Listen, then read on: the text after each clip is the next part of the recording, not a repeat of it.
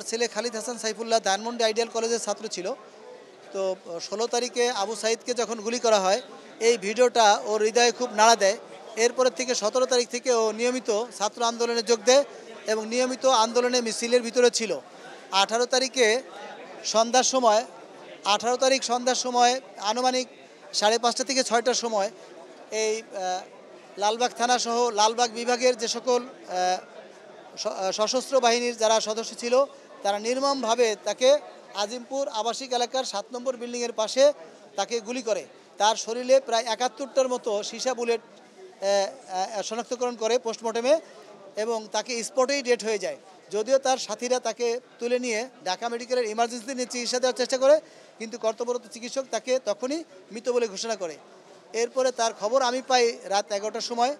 তারপরে তাকে শনাক্তকরণ করার জন্য আমি ইমার্জেন্সি যাই। খুঁজে খুঁজে রাত 2টার সময় তার লাশ পাই।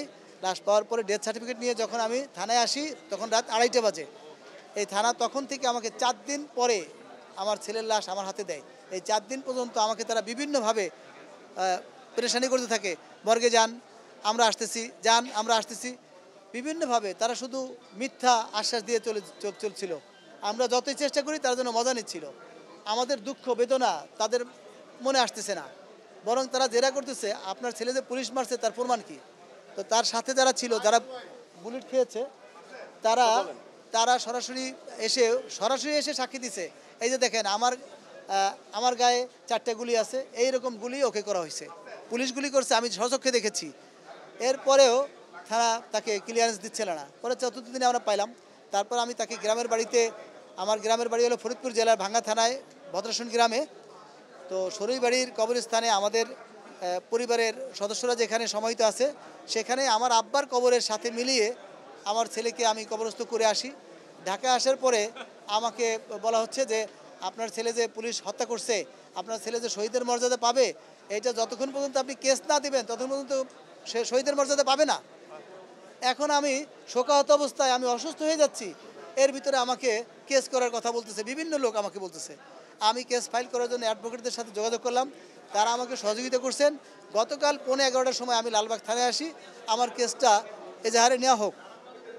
তা লালবাগ থানার ওসি খন্দকার হেলালুদ্দিন সাহেব আমাকে আশ্বস্ত করেন যে আপনার কেসটা নেওয়া হবে, আপনি 11টার সময় আসেন, কালকে 11টার সময় আসেন, আপনার কেসটা নেওয়া হবে।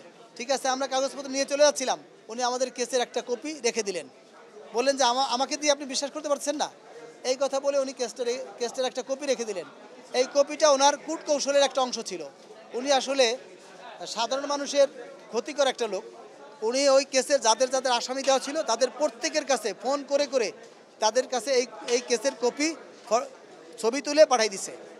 তারা বিভিন্ন অ্যাঙ্গেলে আমাকে ফোন দিচ্ছে যে আমার অমুকের নামটা কেটে দেন, আমার অমুকের নামটা কেটে দেন, আমার অমুকের নামটা কেটে দেন। বিশেষ করে ডিআইজি যে মশিউর রহমান, তার নামটা কাটার জন্য আমাকে 3-4 বার ফোন দেওয়া হয়েছে।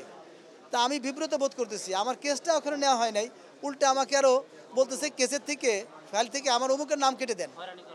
যারা উপস্থিত থেকে গুলি করার আদেশ দিল তাদের নাম কেটে দিলে আমার ছেলের বিচার হবে কিভাবে? আমি সবার কাছে আমার ছেলের হত্যার বিচার চাই, এটাই আমার কাজ, আর কোনো কাজ নাই। থানায় কেস নিক, তারপর আমি শহীদের মর্যাদা পাবো, শহীদের বাবা হিসেবে আমি পরিচয় দেবো। আমার ছেলে চলে গেছে, তাকে তো আমি পাবো না, কিন্তু তার হত্যার বিচারটা তো আমি চাই। জাতির কাছে আমার এই আশা তো থাকতে পারে, কি বলেন? আমি চাই তার হত্যার বিচার হোক। সারা বাংলাদেশে যত যুবক, যত শিশু যারা হত্যা হয়েছে, তাদের সবার হত্যার বিচার হোক, তাদের হত্যার বিচার হোক। আর কোনো থানা যেন এরকম কেস নেওয়া নিয়ে গড়িমসি না করে, বরং থানার উচিত কেস আসলে তারা নিজ উদ্যোগে ফাইল করবে।